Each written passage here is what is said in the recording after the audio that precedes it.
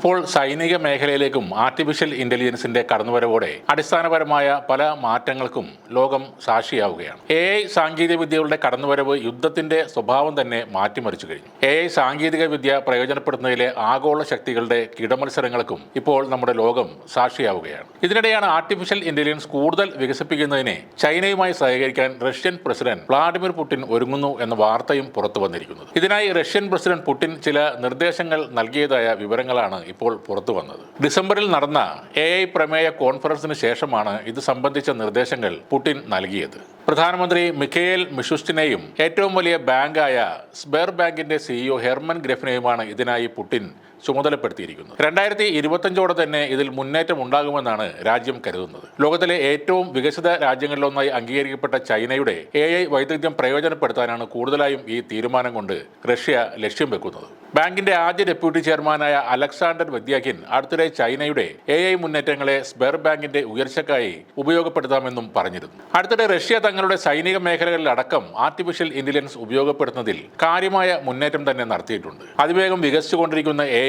സാങ്കേതികവിദ്യ സ്വന്തമാക്കാനും ആഗോളതലത്തിൽ റഷ്യയുടെ പ്രസക്തി നിലനിർത്താനും വേണ്ടിയാണ് ചൈനയുമായുള്ള റഷ്യയുടെ ഇപ്പോഴത്തെ കൂട്ടുകെട്ട്. ഇരു രാജ്യങ്ങളും ചേർന്ന് ഒരു AI അലയൻസ് നെറ്റ്വർക്ക് സൃഷ്ടിക്കാനാണ് പുടിൻ ആഹ്വാനം ചെയ്തിരിക്കുന്നത്. നിർണായക സാങ്കേതിക വിദ്യകളിലേക്കുള്ള പ്രവേശനം തടഞ്ഞ പാശ്ചാത്യ ഉപരോധങ്ങൾ റഷ്യയുടെ AI വികസനത്തെ തടയാൻ ഉദ്ദേശിച്ചുള്ളതായിരുന്നു. എന്നാൽ വലിയ ഉപരോധങ്ങളുമായി എത്തിയെങ്കിലും പുടിന്റെ മുന്നിൽ പാശ്ചാത്യ രാജ്യങ്ങൾക്ക് മുട്ടുമടക്കാനേ കഴിഞ്ഞുള്ളൂ. ചൈനയുമായുള്ള കൂട്ടുകെട്ടിലൂടെ പുടിൻ അതിനെയും മറികടന്നിരിക്കുകയാണ്. ചൈനയുടെ നൂതന ഹാർഡ്വെയറുകൾ രാജ്യത്തേക്ക് എത്തുന്നതോടെ AI വികസനം എന്ന ആ ഒരു ഉപരോധവും റഷ്യ മറികടക്കുകയാണ്. മാത്രമല്ല ചൈന, ഇന്ത്യ, ബ്രസീൽ, ദക്ഷിണാഫ്രിക്ക എന്നിവ ഉൾപ്പെടെയുള്ള അംഗരാജ്യങ്ങളിൽ നിന്നുള്ള വിദഗ്ധരെയെല്ലാം ഒരുമിച്ച് കൊണ്ടുവരാനാണ് നിർദ്ദിഷ്ട AI അലയൻസ് നെറ്റ്വർക്ക് ലക്ഷ്യമിടുന്നത്. ഈ സംരംഭം റഷ്യയെ പാശ്ചാത്യ സാങ്കേതികവിദ്യ അതിവേഗം സ്വായത്തമാക്കാനും AI ഗവേഷണത്തിൽ പുരോഗതി കൈവരിക്കാനും സഹായിക്കും. സൈനിക പരിശീലനങ്ങളും കൃത്യമായ തയ്യാറെടുപ്പുകളും കൊണ്ടുതന്നെ റഷ്യയുടെ മുന്നൊരുക്കങ്ങളെയും പ്രത്യാക്രമണങ്ങളെയും നേരിടാൻ ശത്രുരാജ്യങ്ങൾ ഇപ്പോൾ തന്നെ വിയർക്കുകയാണ്. അതിനിടയിൽ AI സാങ്കേതിക വിദ്യ കൂടി റഷ്യ സൈനിക പടയൊരുക്കങ്ങളിൽ കൊണ്ടുവന്നാൽ